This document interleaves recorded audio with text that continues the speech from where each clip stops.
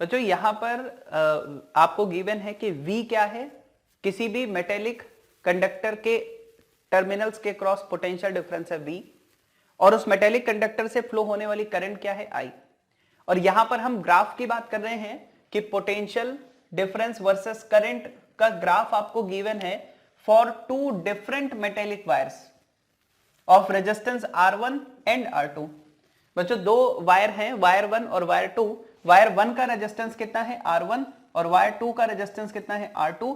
VI graph आपको यहां पर गिवन है, दोनों ही स्ट्रेट लाइन है, मतलब कि दोनों ओम्स लॉ को फॉलो करते हैं। आपसे पूछा इनमें से कौन सा ऑप्शन करेक्ट है, मतलब किसका रेजिस्टेंस ज्यादा है किसका रेजिस्टेंस कम है, या फिर तीनों ही सिचुएशन हो सकती हैं, मतलब रेजिस्टेंस किसी का भी ज्यादा हो सकता है किसी का भी कम हो सकता है, इक्वल भी हो सकता है, कुछ भी हो सकता है। तो ये आपको बताना है। बच्चों यहां पर एक पॉइंट समझिएगा जो काफी इंपॉर्टेंट है, हमने लिखा था V is equal to RI, ठीक है।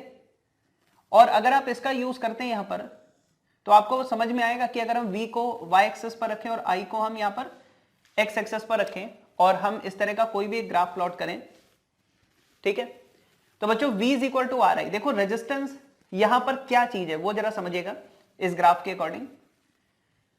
अगर मैं आपसे कहूं कि यहां पर सपोज किसी टाइम हमने देखा कि भाई एक पर्टिकुलर करंट के लिए कितना पोटेंशियल डिफरेंस है, तो सपोज बच्चों यहां पर करंट कितनी है I, और इस I करंट के लिए जो पोटेंशियल डिफरेंस अपने को मिल रहा है वो कितना है V है, ठीक है। यानी कि बच्चों यहां पर अगर आप देखो तो ये कितना है, यही तो करंट है ना, और ये क्या है, ये पोटेंशियल डिफरेंस है। तो अब जरा यहां से अगर आप देखो कि रेजिस्टेंस में फाइंड करूं तो क्या आएगा, ये आएगा V अपॉन I। अब आप बताओ V अपॉन I का मतलब क्या है, ये वाला एंगल थीटा से रिलेट करते हैं इसको। अगर ये V अपॉन I देख रहे हैं तो बच्चों V अपॉन I क्या होगा, tan थीटा होगा। भाई tan थीटा क्या होता है, परपेंडिकुलर अपॉन बेस। तो अगर V अपॉन I रेजिस्टेंस है तो V अपॉन I तो क्या है, tan थीटा है, ठीक है।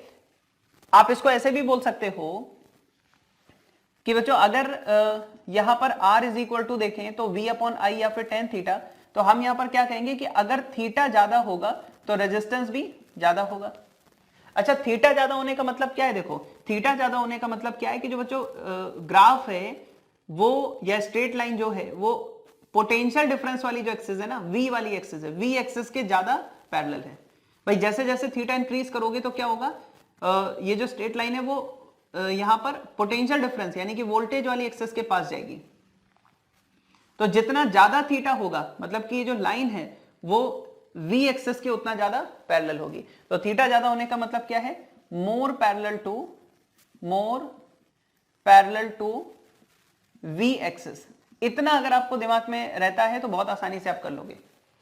मतलब बच्चों हम यहां पर क्या कहेंगे कि यहां पर जो हम स्ट्रेट लाइन ड्रॉ कर रहे हैं जो ओरिजिन से पास हो रही है, ये V एक्सिस के जितना ज्यादा, पोटेंशियल डिफरेंस के एक्सिस के जितना ज्यादा पैरेलल होगी रेजिस्टेंस उतना ज्यादा होगा। अब आपको ग्राफ में चाहे V यहां पर दे चाहे V यहां पर दे, कैसा भी दे आप कर सकते हो। बस आपको क्या देखना है कि थीटा ज्यादा होने का मतलब यहां से हमारा क्या है कि अगर लाइन यानी कि ग्राफ अगर मोर पैरेलल टू V एक्सिस है, V यहां पर क्या है, पोटेंशियल डिफरेंस है, तो ग्राफ अगर V एक्सिस के ज्यादा पैरेलल है तो रेजिस्टेंस भी उसका ज्यादा होगा, ठीक।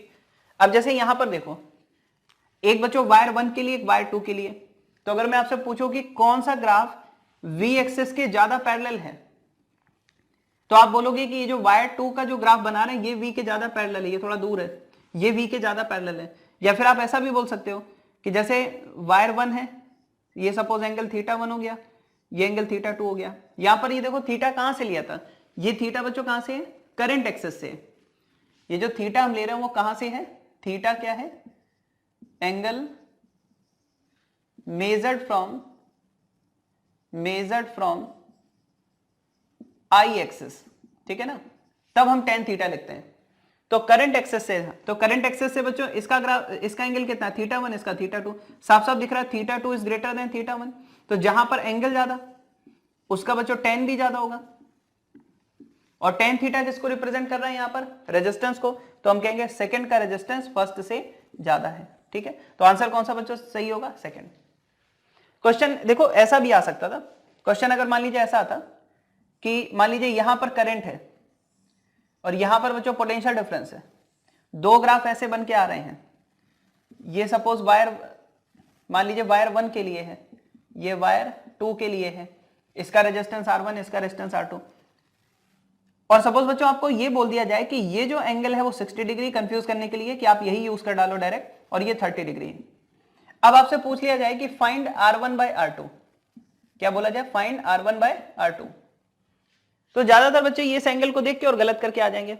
आपको थोड़ा यहां पर ध्यान रखना है क्या, कि जो रेजिस्टेंस है वो बच्चों tan थीटा के इक्वल होगा, लेकिन थीटा कहां से है, from current axis, I axis से, करंट की एक्सिस से थीटा लेना हमेशा, ये ध्यान रखना है। क्योंकि जो आप पढ़ रहे हो उसमें ये चीज ध्यान रखो कि ऐसा नहीं कि बस tan थीटा कहीं से भी हर बार यहां से ले रहे हैं, नहीं, थीटा कहां से लेना है, थीटा बच्चों अपने को लेना है करंट वाली एक्सिस से, ठीक है। तो अगर जैसे मान लीजिए मैं R1 बाय R2 करता हूं, तो मुझे क्या लिखना होगा, tan theta 1 by tan theta 2।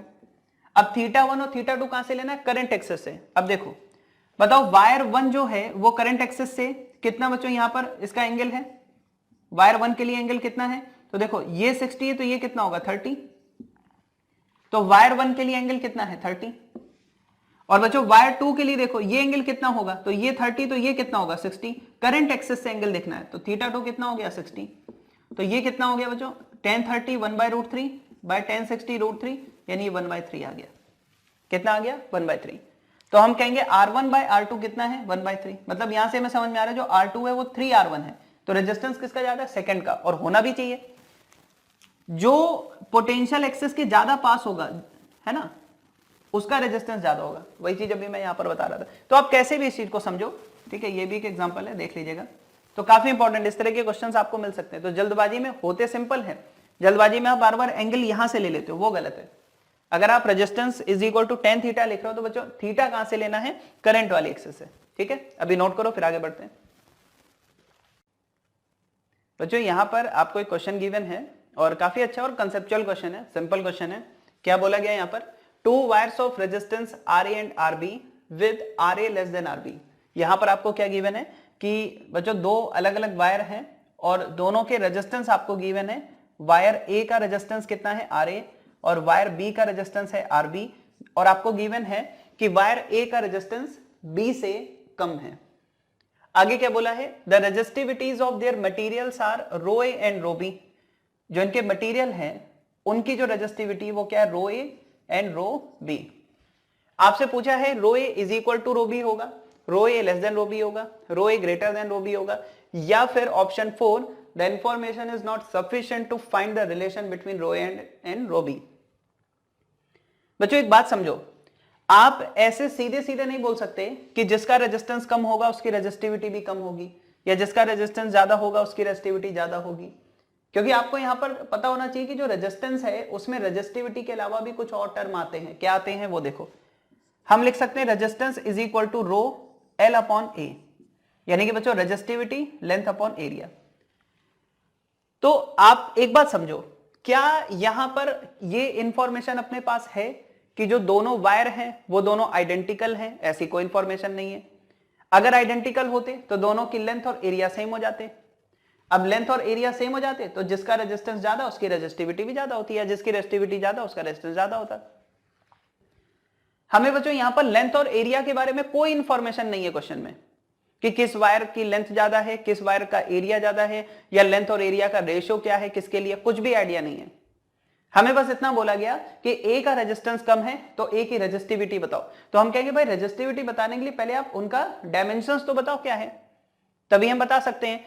यानी कि बच्चों इसका जो आंसर जाएगा वो क्लियर कट समझ में आ रहा है, फोर्थ ऑप्शन करेक्ट है कि इंफॉर्मेशन यहां पर सफिशिएंट नहीं है कि हम ये बता पाए कि रो या रो बी में कौन ग्रेटर है कौन स्मॉलर है, ठीक है।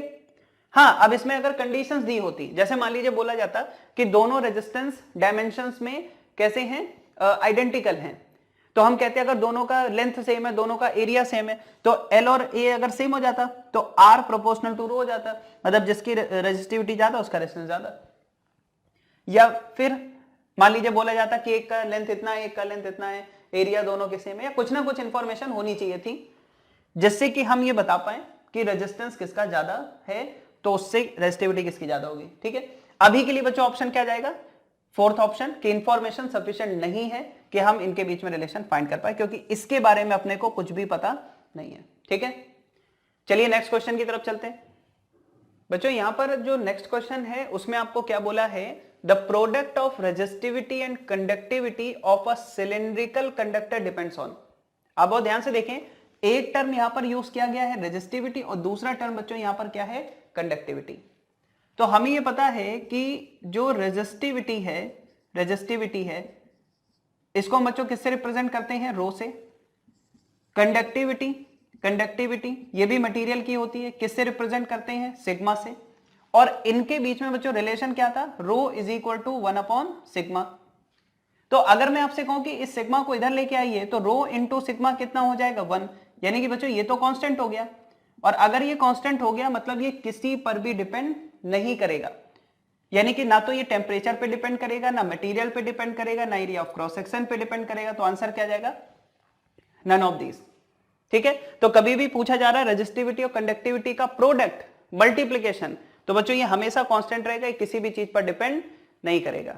ठीक है, तो बच्चों आज के लिए इतना ही रखते हैं। अच्छे से पूरा लेक्चर रिवाइज करिए, एक एक कॉन्सेप्ट, एक एक न्यूमेरिकल रिवाइज करिए। मिलते हैं नेक्स्ट लेक्चर में, बाय बाय।